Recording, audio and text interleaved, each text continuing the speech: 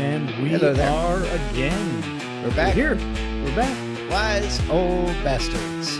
Back again. It's almost for like we never another even left. round. Did we? We left. Well, I left and have a beer. Had a beer last night. Couple. Had a little tower. Not good.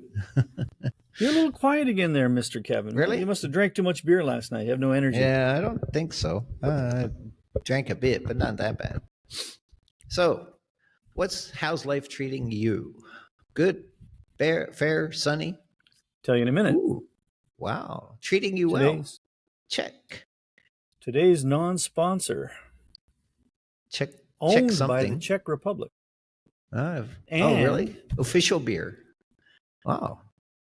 And what's that? Only I can't brewed in the Czech Republic. So this is not coming from Ontario. Wow. All right. Finally, it was something real. Czechoslovakia beer is quite nice. That's true. They're quite known for their beer. So it should be good, even though they're not sponsoring us and might be hard to sponsor us. I was going to say, they're never going to sponsor us anyway, so I might as well just tell the truth. Pretty good. Yeah, pretty good. I'm sure. It's a Pilsner or an ale. Lager. It's a lager. A lager. Okay. Lager. Wow. All right. Well, the guy from Laos that made the Kating Brewery learned to brew beer in Czechoslovakia. His father was there for a bit and then sent his son over, and he learned to brew beer and created a whole brewery. So it's good. How are they Life's doing good. these days? Financially, are they doing okay? I think okay. They seem to be growing.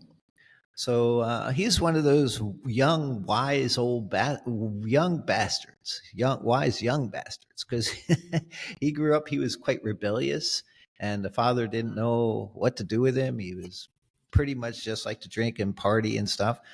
So eventually his kid loved beer. So his father said, well, why don't you learn how to brew it? So he sent him off to Czechoslovakia and then came back and started a brewery. He's doing quite well. So you never know what happens in life, right?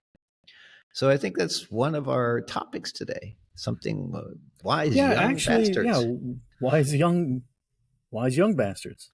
It kind of got me thinking today. So, I told you that we have some people use the store here to do their podcast. Interesting backdrop, right? They just, rather than doing it out of their living room, they come and interview people in the record store.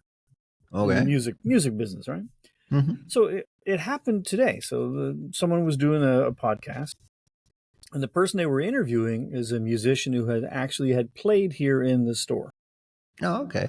And I knew it was his first real gig. He'd done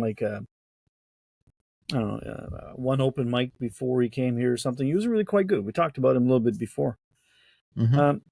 But when I listened to this podcast interview, it was about an hour long, and the woman was asking him all kinds of questions and stuff, and he was so self-assured.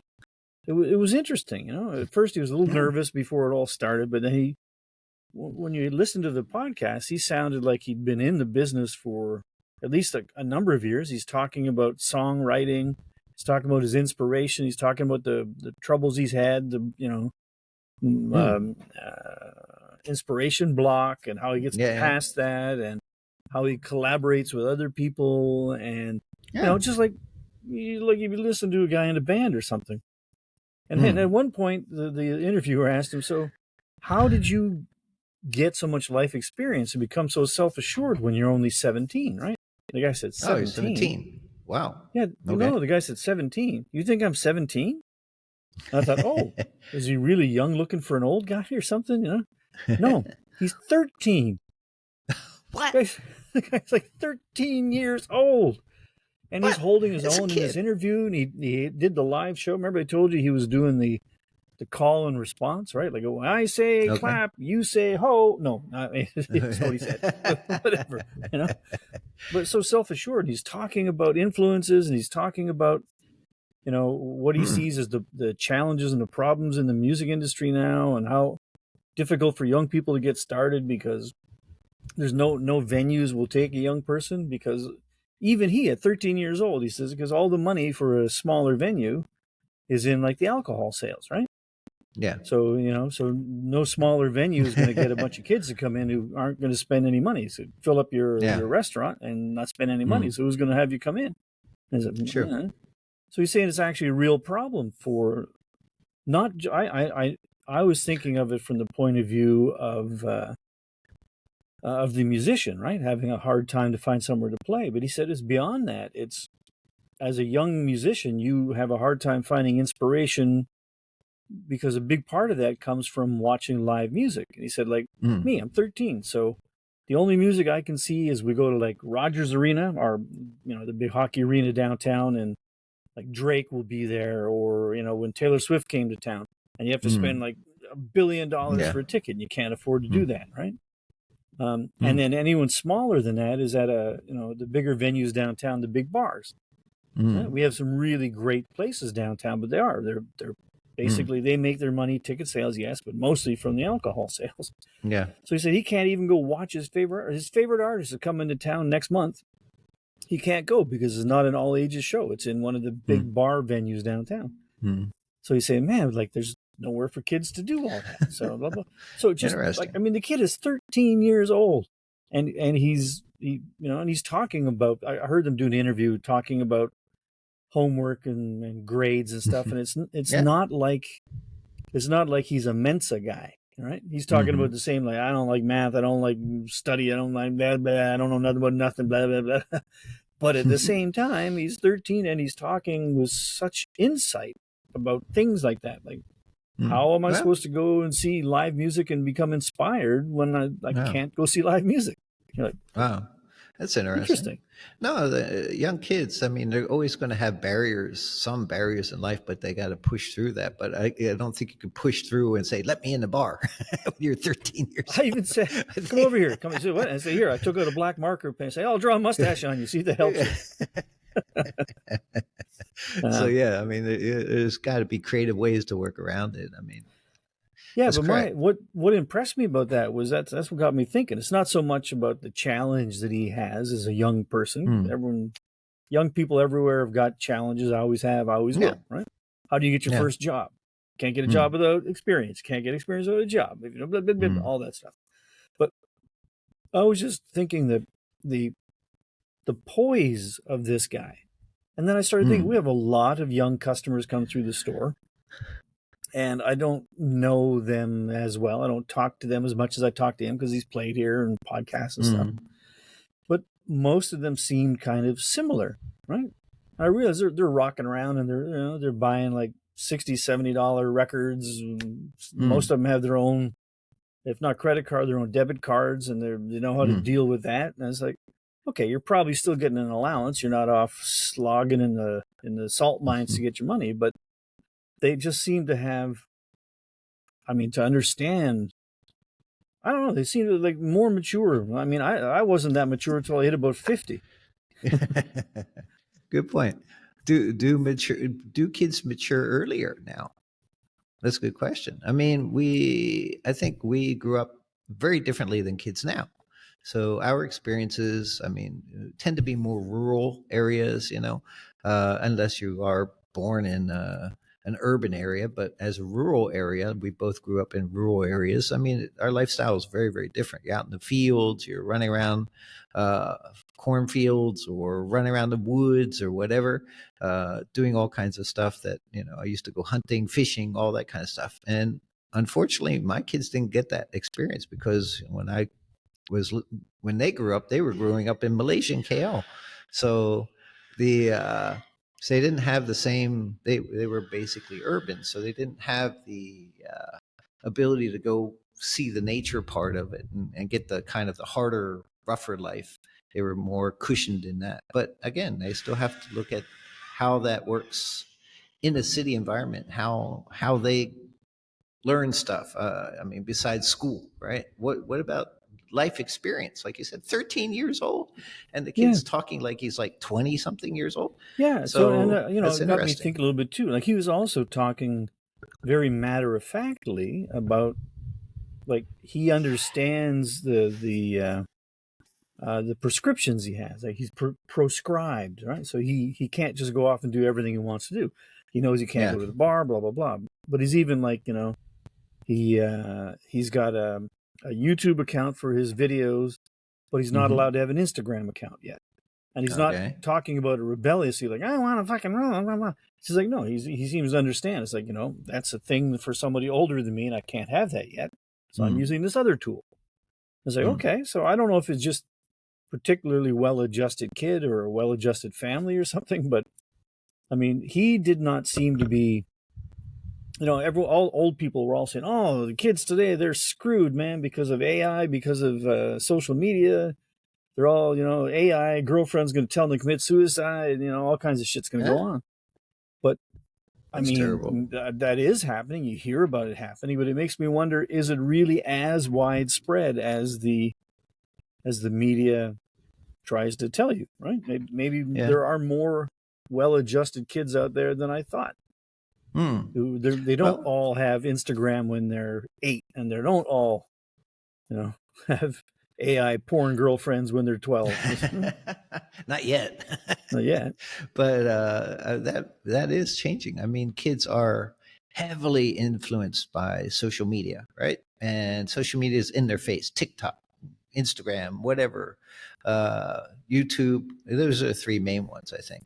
But you know, kids get influenced by that, and unfortunately, you have to have critical thinking even when you're a kid to understand this is bullshit and this is not, or like we said, this is AI and not real. This is real. I know, okay, but we say that.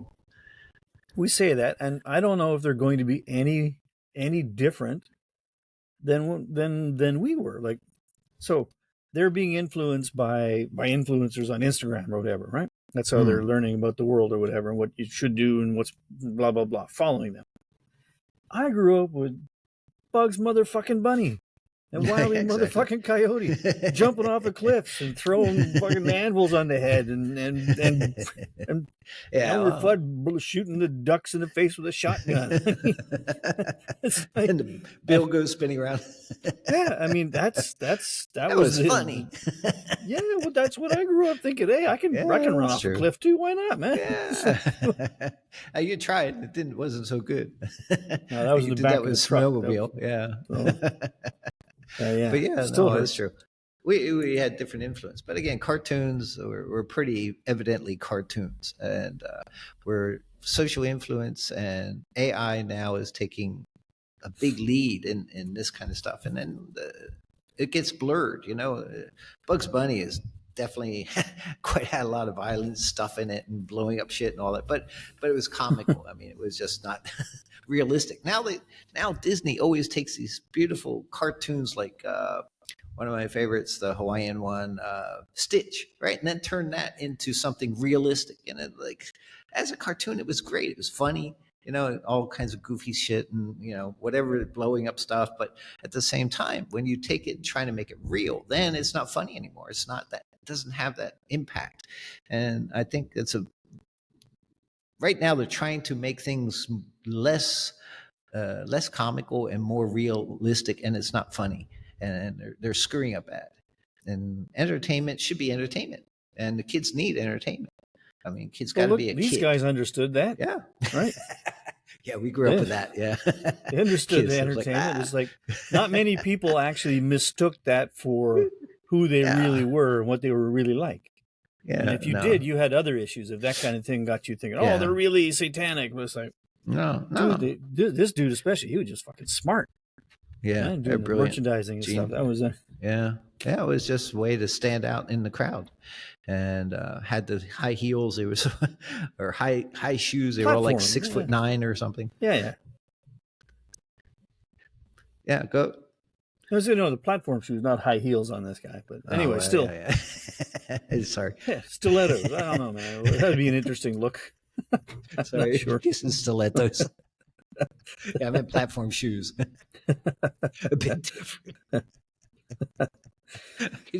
So I mean, it's true. So we grew up with the same kind of violence and, you know, defying physics and everything. But it was, as you said, it was even without your parents telling you this is not real, this is a cartoon, this is a drawing. And I don't remember anybody ever sitting me down and having to tell me that, okay, you can watch this, but just so you understand, it's not real. Yeah. It's not real. I can't fly. What do you mean? What? Huh? No, never had to. But The now thing it's that true. The influencers are. we did, our influences was WWE or WWF, the Worldwide Wrestling Federation, where you guys would throw each other around.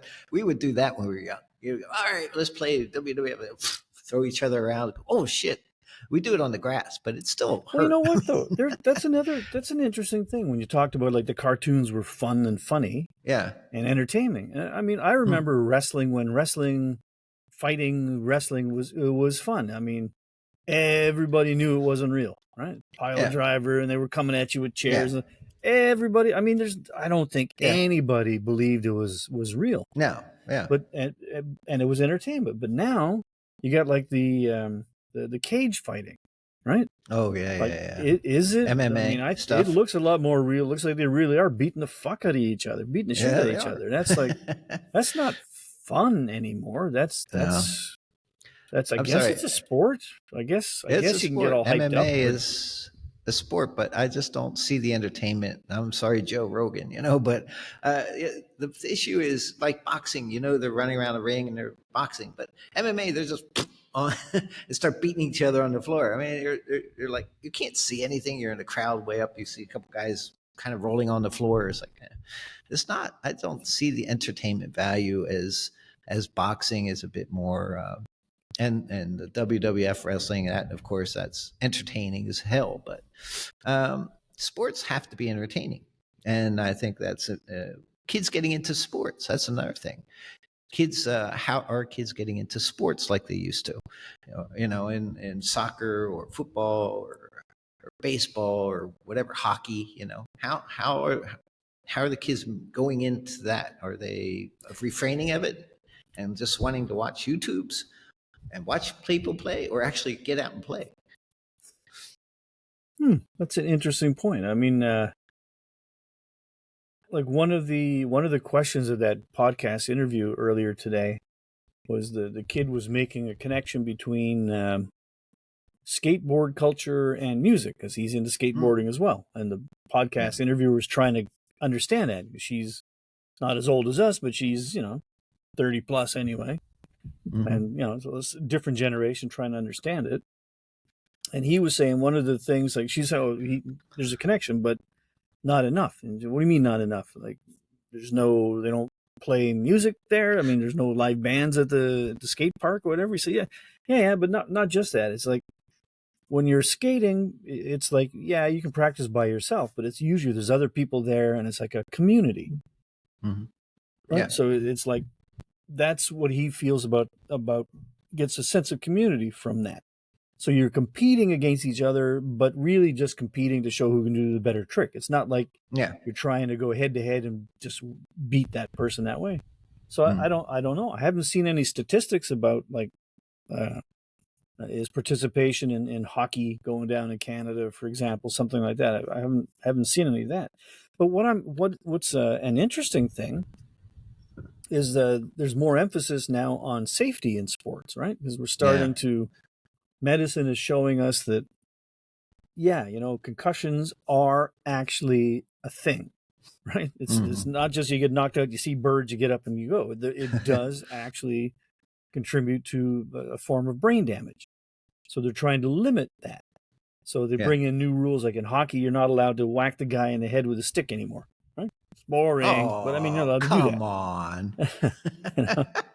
It takes all the fun out of it. And like in the NFL, right?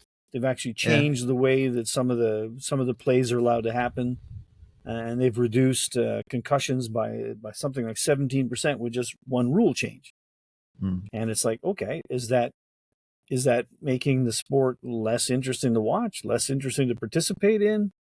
Is it making it slower, faster? Is that younger people don't want to go get their heads whacked and become vegetables? Older dudes are like, I don't need teeth. I don't need to think. Just give me a stick and let me go. It's like, what? So that's changing. That's true. So the wise young bastards, maybe they are smarter than us. Maybe they are smarter. Our kids smarter. They wear helmets when they're bicycling. Smarter. Yeah, I mean that's a rule, but I still remember I was riding around Flagstaff one day, And I just a little tooled around, and I wasn't wearing a helmet. And a little girl came out about 4 years old. Went, you don't have helmet on. It's like, oh, I forgot. Sorry. And you Getting went scolded by a smack, 4-year-old. and you don't have a helmet on either. You should have had a helmet on. You little Miss Karen, know it all. Leave me alone. Oh shit! Yeah, that's amazing. But no, I mean, we ran around without helmets. They didn't invent helmets when we had bicycles and stuff, and we rode miles and miles without it. When you had a bicycle, had they already invented the wheel by then? No, they actually had two. Sometimes they didn't have brakes, but But it is a different world in terms of safety. That's right. And are kids smarter? I don't know. I mean, they're not dumber, I don't think, in terms of schooling and stuff. But I think they're influenced. You have to be careful in the influence, right? Kids are always easily influenced. So in today's world, if you have the social media, you got influencers, and I mean, that's not a fucking job. You're not an influencer. That's a stupid ass thing.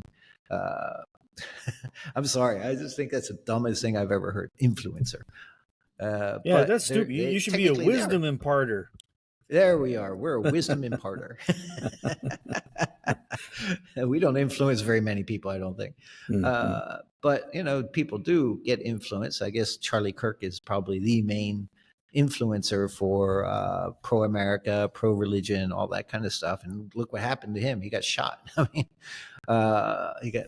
so that it can be quite dangerous.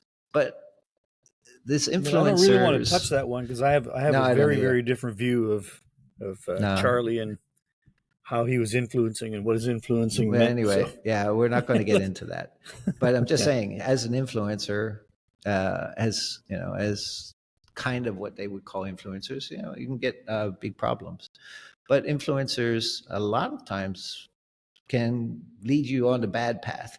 One of the things they used to have is all these trial games or challenges, right? They would throw a stupid challenge, bucket water challenge. Okay, no big deal. They throw a bucket of water on someone, no big deal. But they have others that were actually people died. Some kids tried this challenge. Oh, we have. It's quite common. I mean, it doesn't happen like 10 times a day, but like not the challenge side of thing, but people who want to be influencers in the sense that they just want people to watch their Instagram channel or their Instagram page. And to do that, they're trying to show how glamorous their life is or what adventures they're on. So here in BC, we've got plenty of mountains and waterfalls and hiking trails and things like that. And every year we got people who are like hanging out over the edge of a waterfall to try and take a shot to show how cool they are. Phew! Oops, one less influencer. That's yeah, bad. it happens. Really? Like, sadly, it's not unusual for it to happen. Yeah. So that part is not; those are not two smart influencers. So those people, there are Darwinian theory, right? We always look at Darwin, and he had a good theory, but no, I mean, kids. This is one of my points. I think kids today, it's more important for them to have critical thinking, to be able to think for yourself, reason what is good, smart, what my goals are, and what is just bullshit and all that. How do you do that? How do you impart that? I mean, if you're going to go on, you're going to be on social media, it's a sewer. There's no question. So if you're slogging through a sewer, so do you protect your kid by saying, "Oh, you can't go there"? So when they rebel and finally dip their toes in without you knowing about it, they have no preparation and they get sucked right in. Or should you expose them to it? But it's like, oh, well, I mean, I don't want my kid to be stupid in the jungle, so I'm going to let him go play with his lion when he's a baby so that he knows how to play with lions. I mean, that's not that could go horribly wrong too. That could be. So I don't know how. That's true. I mean, no, I'm kind of I think lucky. The key point is my that kids are already old enough; they're past that. Have to understand that that the parenting is so critical in terms of. Ouch! Shit! What the hell? Uh-oh. Ladies and gentlemen, welcome to What Laos. happened? What happened? What happened? You look like you're freaking out. I don't know what happened there. About what? I have no idea. Sorry. What are you freaking out about?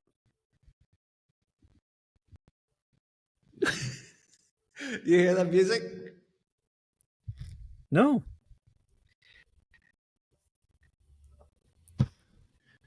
I have. So apparently, rather than drinking beer, our Laos host has decided to drop acid or something, I guess. I don't, Something happened. I don't know what triggered a music interlude on my headphones. Did you hear the music? oh, no. On this side, I can't hear. I can barely hear you. And I didn't hear any Oh, music. really? No, You but sure it's all not of a just in your sudden, head? there was a. I should have muted that phone. All of a sudden, there was a phone call, and then the next reaction was my headphones started playing music. Was it a good song? It was actually okay. There you I go. couldn't turn it off. I didn't know where it was coming from. It's like I didn't know it came from the computer or what. So let me get these Oh. things on so we can. Russian interference again. Oh, man. Yeah, They're still chasing you. but I guess we have to cut this part out of here. Oh, here we go. Okay, this should work. It was. I think Hello, we'll leave it back in because on. it was funny. It was funny because we couldn't hear anything. You're just like, "What's going on? Oh, what's that? What's happening?" We're like, "I thought, what? You're reading your phone like nuclear attack happening or something in Laos? Like, what? Like what? What? No, it was like so I had a short call. I kind of didn't answer. It was my wife, of course, but she doesn't know I'm on the podcast. And I guess she realized based on our conversation.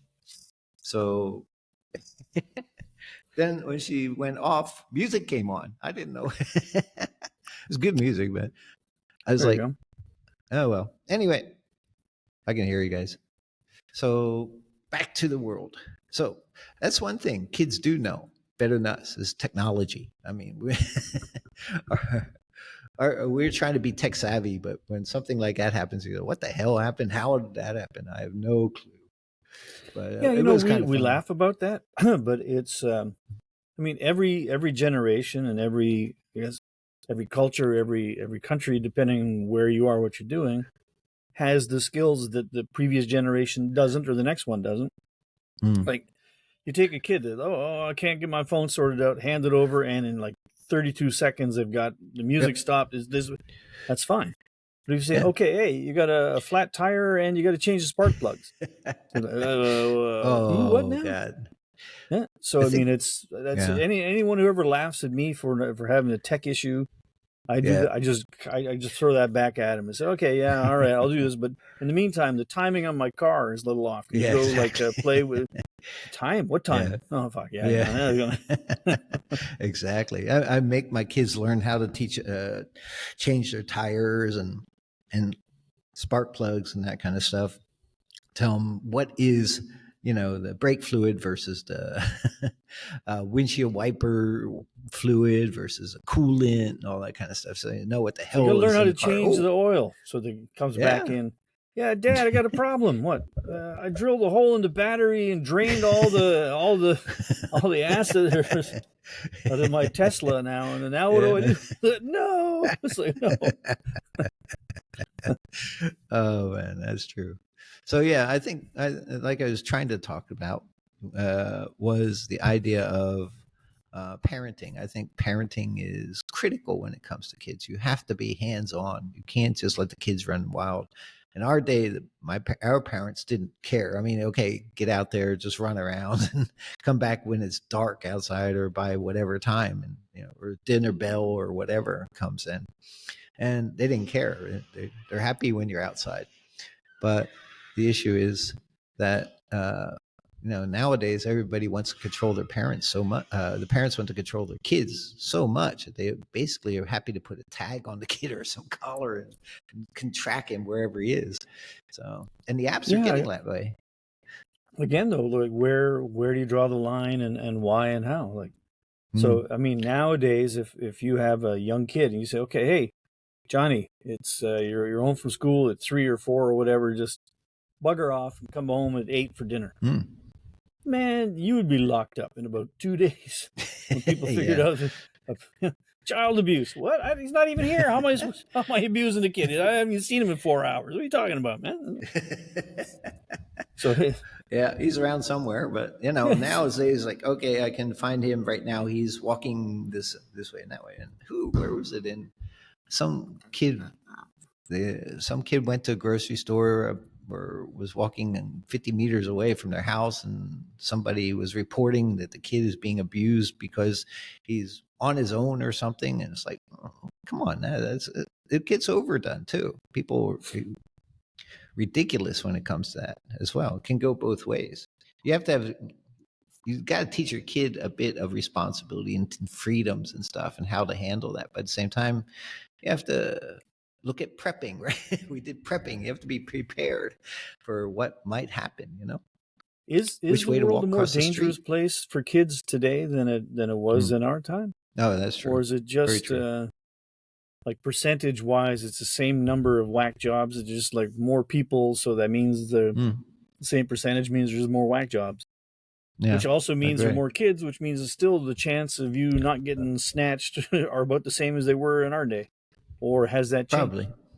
I mean, yeah, no. I mean, when we were little, our parents said, if somebody comes offering candy, you do not get the candy. And if somebody wants to pick you up, you just saying there's something bad, you say no. And it can happen. And these things you have to teach kids, young kids, like especially. Stranger danger. Okay, great. Yeah. But stranger if you were danger. Like, you're this big, and some dude in a white van comes out and says, "Get in my car," you say, "No, I got candy." No. Oh, fuck off! Grab you and just what?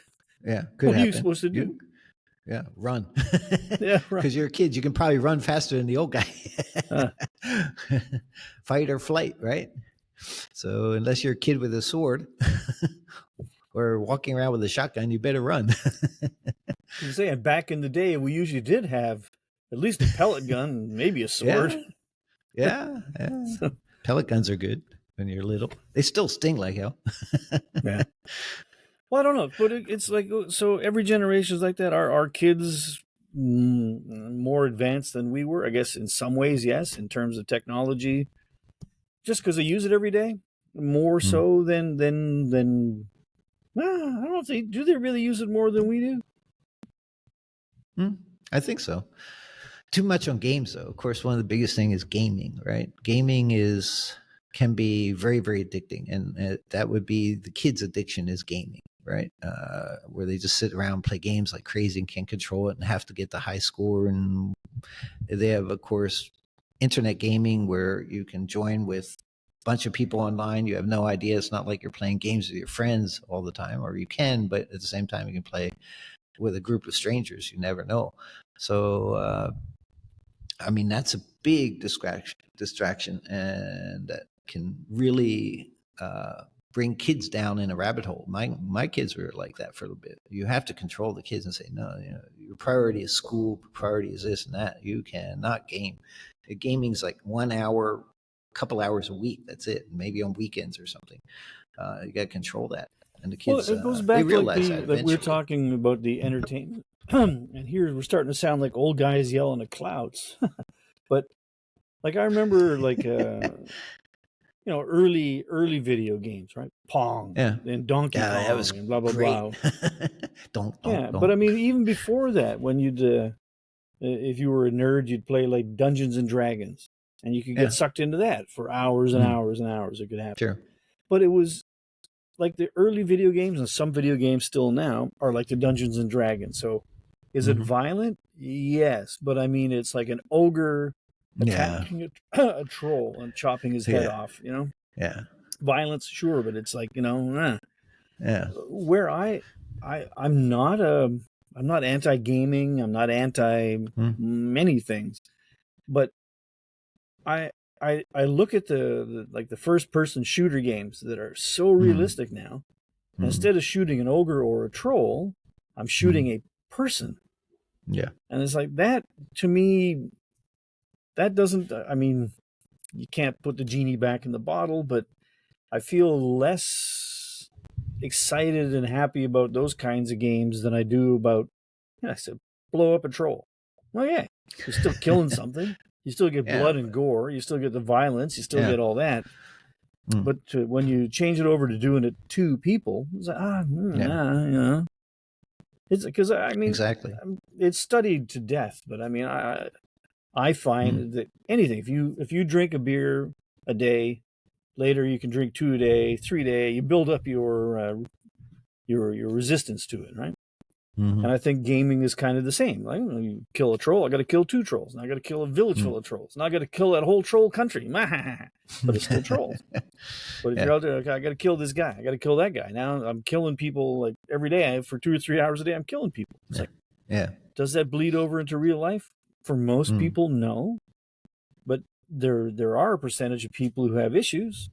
And if you're, there could be. I mean, that's where you get the mental issues. And again, I think now we're going into another whole sector. Do kids have more mental issues than we did when we were young? We didn't have. You never heard of a kid having too much mental issues. We call them a little bit crazy, maybe because he do stupid stuff. But I mean, like depression and anxieties and all these kind of stuff, which seems to be pushed on television just to sell drugs or something. I don't know. Pharmaceuticals. Everybody's sick. I mean, and you come up with these studies. It's like, so many kids are having these issues that are like 10 times more than they used to 20 years ago or something. And it's like, is it true? I don't know. Yeah, I mean, like, I'm sure a big chunk of that is, how do you say, just better diagnostic tools. So someone who used to just be a weirdo is, now we know you're on the scale, on the autism scale somewhere. Okay. Which you're still, if you used to eat frog heads and chew on pencils back then, you were a weirdo. Now you eat frogs and chew on pencils, you're on the scale or on the spectrum. Okay, so fair enough. That's okay. So you've just been you've been diagnosed or identified or whatever you want to call it. So I'm sure there's a chunk of that.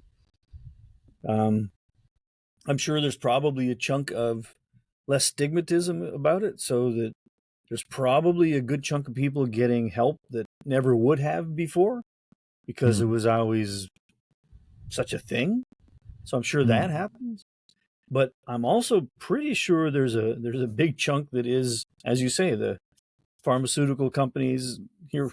Not even really conspiracy theory. I mean, it's like if you make money by selling drugs that address an issue, your job as the company is to sell more drugs. And part of your job is to find customers, and part of that is to,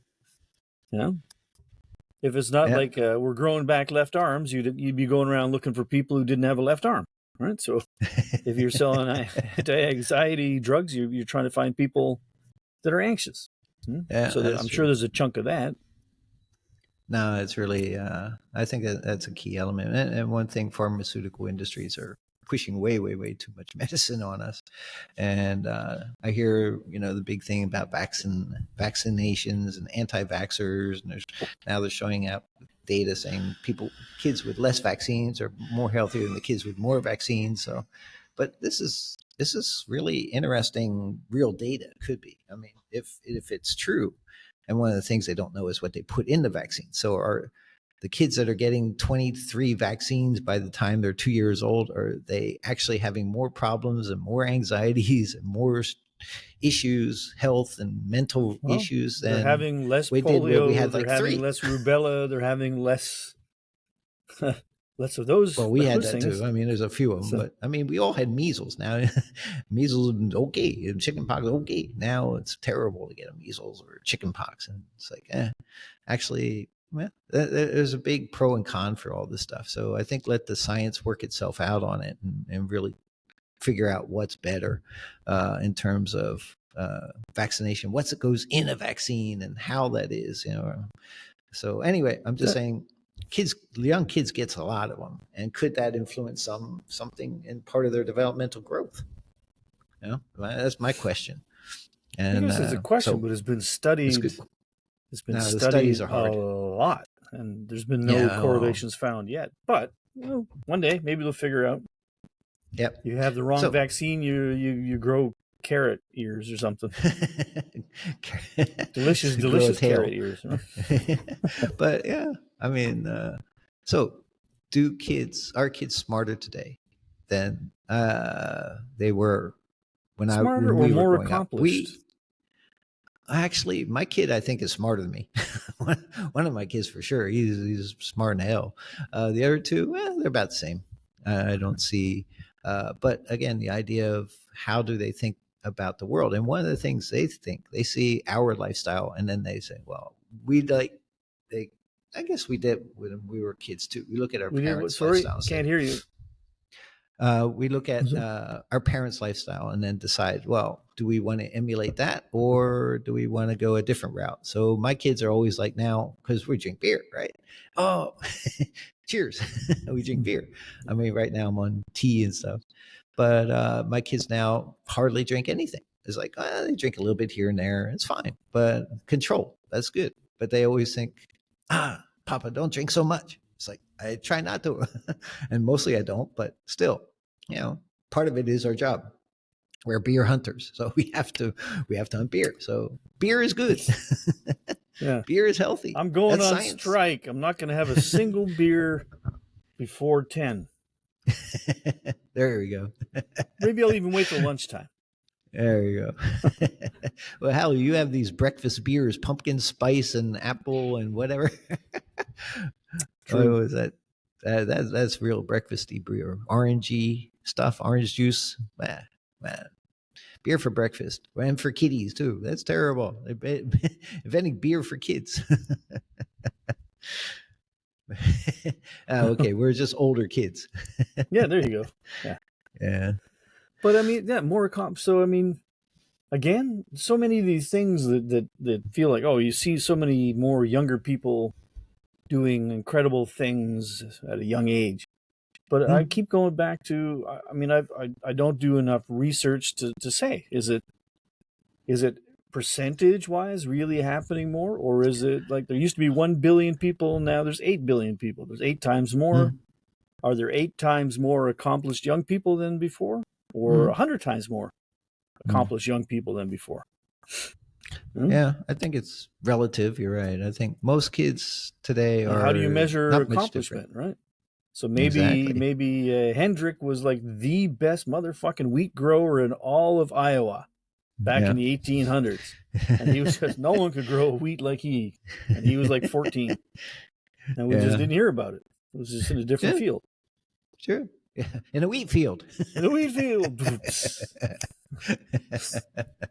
So no, I think kids today are just as smart as we were, and maybe smarter in certain elements. Educationally, they're supposed to be smarter because education keeps advancing, technology advances, so they're much more advanced in those areas. Going through life, going through what they call street smarts, or just general wisdom based on your experience, right? When you're young, you don't have that experience. So when we're older, like us, we get the experience. So we have that wisdom relative to our experience. We do, but as you say, relative to our experience. So yeah, like if you drop me down in the, I don't know, in an area in Saigon, I can get by, I can get around, I can be okay. If you drop me in Paris, I can get around, I'm okay. If you drop me in like I don't know, in Louisiana, in a city slum somewhere, would I be okay? I don't know. I don't have the street smarts to deal with. Drop me down in Virginia in meth country. Do I have the street smarts to stay out of trouble there? Negotiate my way through there? I don't know. I don't have any experience in business with meth. You'd probably be a manager of a meth lab. Look at that. I'm ready. Breaking Bad. One of my kids' favorite shows. But yeah, I mean, we have the wisdom to survive and understand, and I mean, get different experiences though. But the kids, I mean, I think the key point is like that kid is 13 years old writing songs based on his life experience she's only 13 years old. How do you get the inspiration to write that kind of music? I mean, the skater music, I mean, to me, automatically I hear Smash Mouth, which I enjoy that band. I think they're a great band. That was kind of a skater band, right? As far as I understand. But I love that band. It was great. I like them more than my kids do. But it's a different type of music. But I don't like certain kinds of music nowadays that my kids like. And I tease them about it, and then they get pissed at me all the time.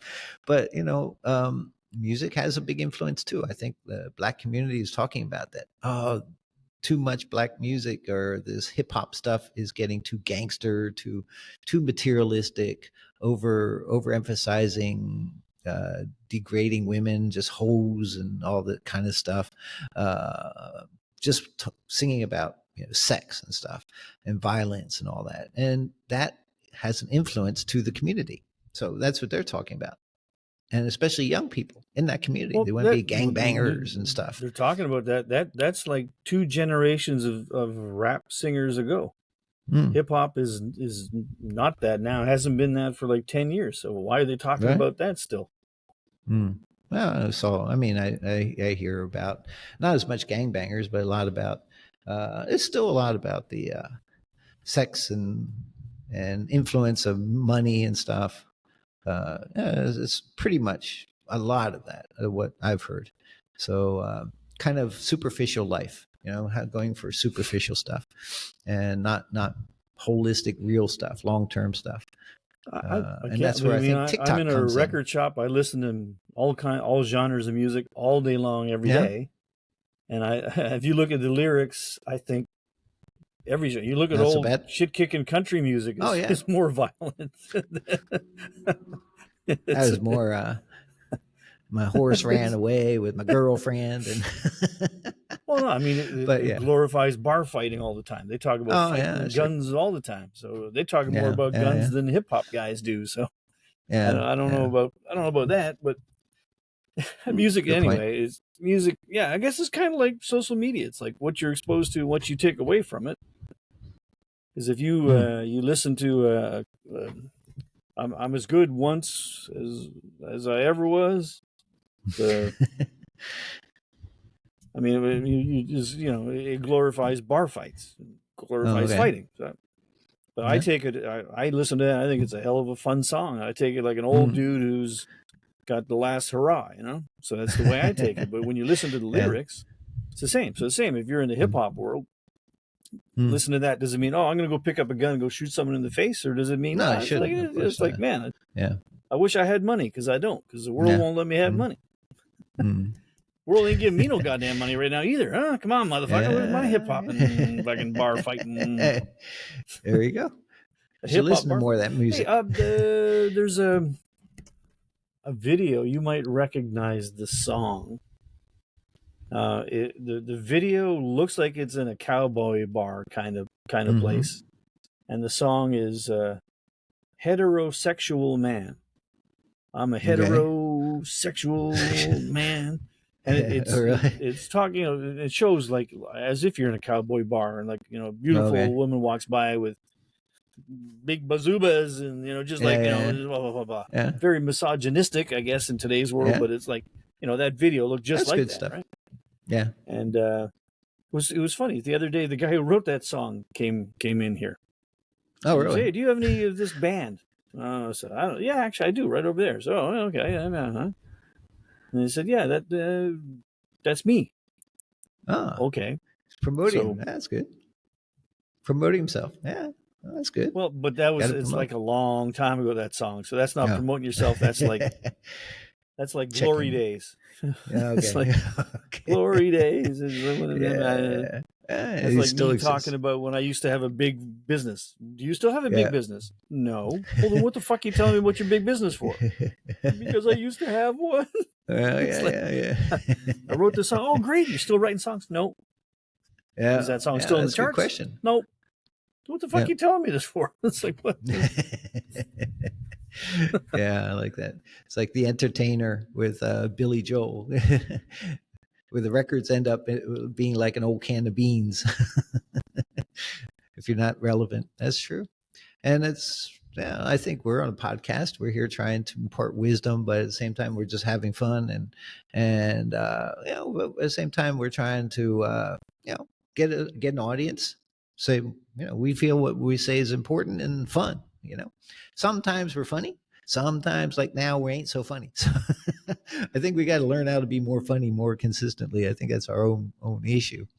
But speaking of that, I think we're beating a nice little topic here. I think to death. Now the idea is that kids are smarter than us. I think. Are they more wise? Hopefully they do become more wise. They have a lot more hurdles in terms of getting through social media and life in general, and all the propaganda in the world and all that. So you got to survive it. They have a harder time probably economically than we do. So they got to learn how to deal with that and what to do.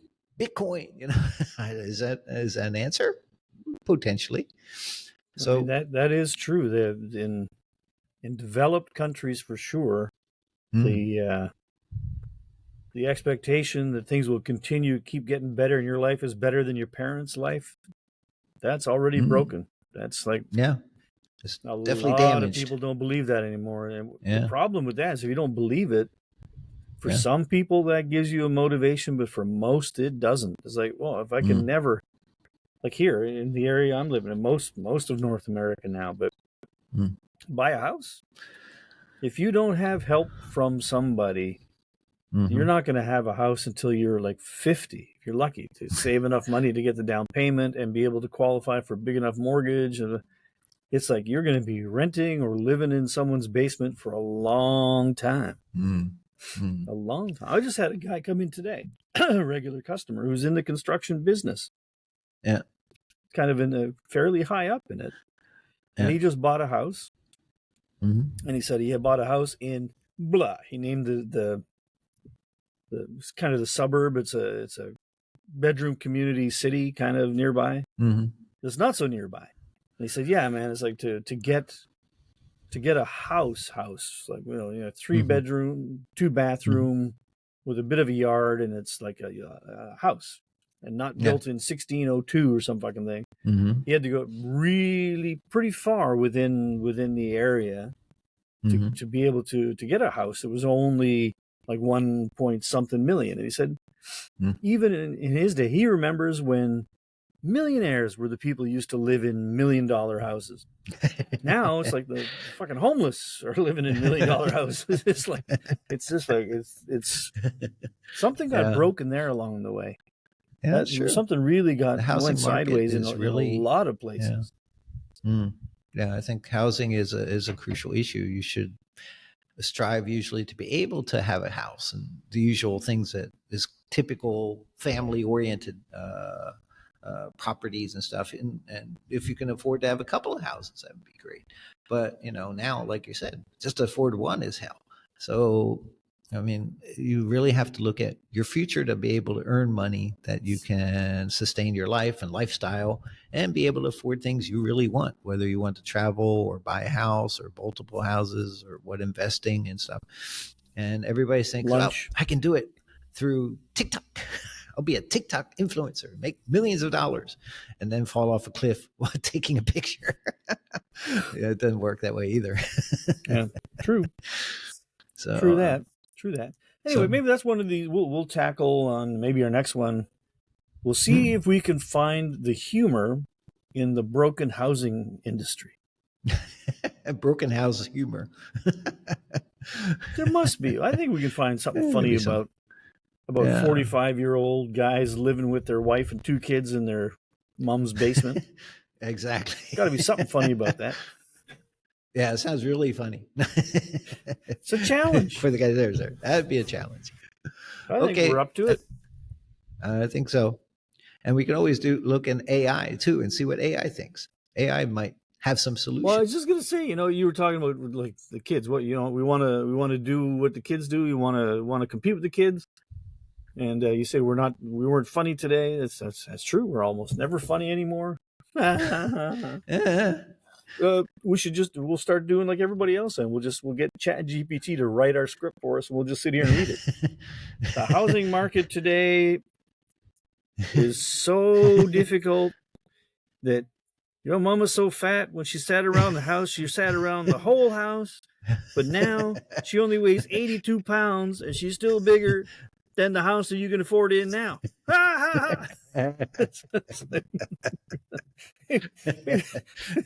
We should, maybe that's what, here's what we should do. One episode is let's adapt old goofy jokes to today. Okay. Right? Some old Rodney Dangerfield jokes, some old goofy vaudeville jokes. Can we make them relevant to today? Yeah. That sounds good. Rodney Dangerfield. He's great. He's one of the best. Sounds good. I just flew in from Las Vegas on my Spirit arms are so damn tired. and on Spirit Airlines. My arms are really tired. I had to carry the fucking plane with me. It's like something. I think we can do a lot with that. I think we can do a lot. We'll figure it out. Yeah. We'll make it our mission to update old fart jokes and see if we can make them funny in today's world. I don't know. At least they got to be relevant. I think they could be. The relevance is there. That's still there. I think we can do it. We can do it. We're going to do it. Yeah. All right, ladies and gentlemen, we're going to we're gonna actually, by the next time we do this, we're gonna, for the first time ever, do some prep and see if that makes any difference. I doubt it. But we will enjoy. Okay. Sounds good. Usually the only prep that I do is Preparation H. You'll sit on that for a while. We'll sit on that. Okay, on that happy note, goodbye, everybody. We shall see you again shortly. Ciao. Yep. Bye. Have a good one. Bye.